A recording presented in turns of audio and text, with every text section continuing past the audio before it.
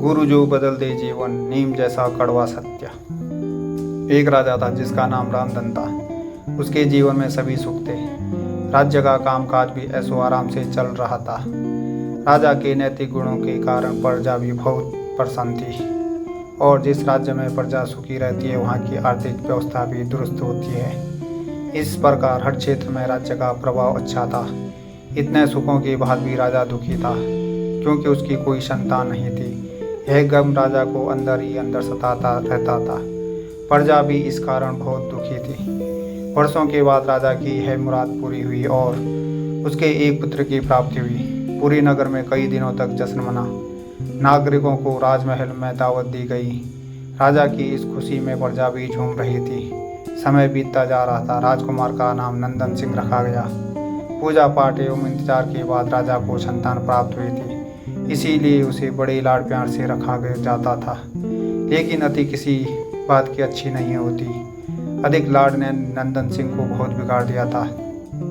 बचपन में तो नंदन की सभी बातें दिल को लुभाती थी, पर बड़े होते होते यही बातें बदतमीजी लगने लगती। नंदन बहुत ज़्यादा जिद्दी हो गया था। उसके मन में अहंकार आ गया था। वो चाहता था कि प्रजा सदैव उसकी जय जयकार करे, उसकी प्रशंसा करे। उसकी बात न सुनने पर वो कोलाहल मचा देता था। बेचारे सैनिकों को तो वो पैर की जूती ही समझता था। आए दिन उसका प्रकोप प्रजा पर उतरने लगा था। वो खुद को भगवान के समान पूजता देखना चाहता था। आयु तो बहुत कम थी, लेकिन अहम कई गुना बढ़ चुका था। नंदन के इस व्यवहार से सभी बहुत दुखी थे। प्रजा आए दिन दरबार में नंदन की शिकायत लेकर आती थी, जिसके कारण राजा का सिर लज्जा से झुक जाता था। यह एक गंभीर विषय बन चुका था। एक दिन राजा ने सभी खास दरबारियों एवं मंत्रियों को सभा बुलाई और उनसे अपने दिल की बात कही कि वे राजकुमार के इस व्यवहार से अत्यंत दुखी है। राजकुमार इस राज्य का भविष्य है। अगर उनका व्यवहार यही रहा तो राज्य की खुशहाली चंद दिनों में ही जाती रहेगी। दरबारी राजा को सांत्वना देते हैं और कहते हैं कि आप हिम्मत रखिए, वरना प्रजा निस्सहाय हो जाएगी। मंत्री ने सुझाव दिया कि राजकुमार को एक उचित मार्गदर्शन एवं सामान्य जीवन के अनुभव की जरूरत है। आप इन्हें गुरु राधा गुप्त के आश्रम भेज दीजिए। सुना है वहाँ से जानवर भी इंसान बनकर निकलता है। यह बात राजा को पसंद आई और उसने नंदन को गुरुजी के आश्रम भेजा। अगले दिन राजा अपने पुत्र के साथ गुरुजी के आश्रम पहुँचे। राजा ने गुरु राधा गुप्त के साथ अकेले में बात की और नंदन के विषय में सारी बातें कही। गुरुजी ने राजा को आश्वस्त किया कि वे जब अपने पुत्र से मिलेंगे तब उन्हें गर्व महसूस होगा। गुरुजी के ऐसे शब्द सुनकर राजा को शांति महसूस हुई और वे शहर से अपने पुत्र को आश्रम में छोड़कर राजमहल लौट गए। अगले दिन सुबह गुरु के खास चेले द्वारा नंदन को भिक्षा मांगकर खाने को कहा गया, जिसे सुनकर नंदन ने साफ इनकार कर दिया। चेले ने उसे कह दिया कि अगर पेट भरना है तो भिक्षा मांगनी होगी और भिक्षा का समय शाम तक ही है, अन्यथा भूखा रहना पड़ेगा। नंदन ने अपनी अकड़ में चेले की बात नहीं मानी और शाम होते होते उसे भूख लगने लगी, लेकिन उसे खाने को नहीं मिला। दूसरे दिन उसने भिक्षा मांगना शुरू किया। शुरुआत में उसके बोल के कारण उसे कोई भिक्षा नहीं देता था, लेकिन गुरुकुल में सभी के साथ बैठने पर उसे आधा पेट भोजन मिल जाता था। धीरे धीरे उसे मीठे बोल का महत्व समझ आने लगा और करीब 1 महीने बाद नंदन को भरपेट भोजन मिला, जिसके बाद उसके व्यवहार में बहुत से परिवर्तन आए। इसी तरह गुरुकुल के सभी नियमों ने राजकुमार में बहुत से परिवर्तन किए, जिससे राधा गुप्ता जी भी समझ रहे थे।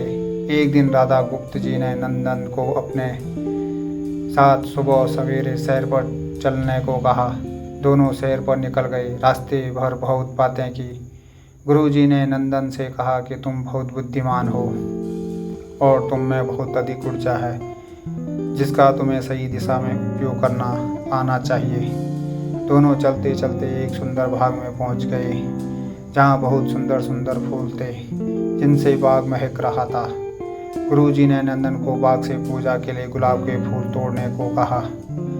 नंदन झट से सुंदर सुंदर गुलाब तोड़ लाया और अपने गुरु के सामने रख दिए। अब गुरुजी ने उसे नीम के पत्ते तोड़कर लाने को कहा। नंदन वो भी ले आया।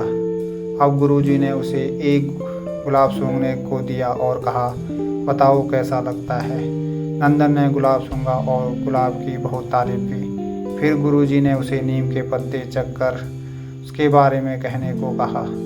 जैसे ही नंदन ने नीम के पत्ते खाया, उसका मुंह कड़वा हो गया और उसने उसकी बहुत निंदा की और चतर कतर पीने का पानी ढूंढने लगा। नंदन की यह दशा देख गुरुजी मुस्कुरा रहे थे। पानी पीने के बाद नंदन को राहत मिली। फिर उसने गुरुजी से हंसने का कारण पूछा।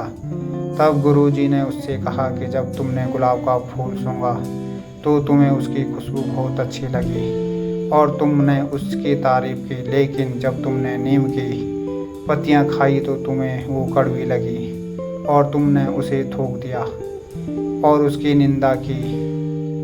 गुरुजी ने से नंदन को समझाया, जिस प्रकार तुम्हें जो अच्छा लगता है तुम उसकी तारीफ करते हो, उसी प्रकार प्रजा भी जिसमें गुण होते हैं उसकी प्रशंसा करती है।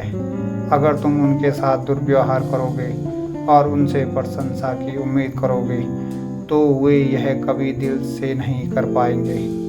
इस प्रकार जहाँ गुण होते हैं वहाँ प्रशंसा होती है।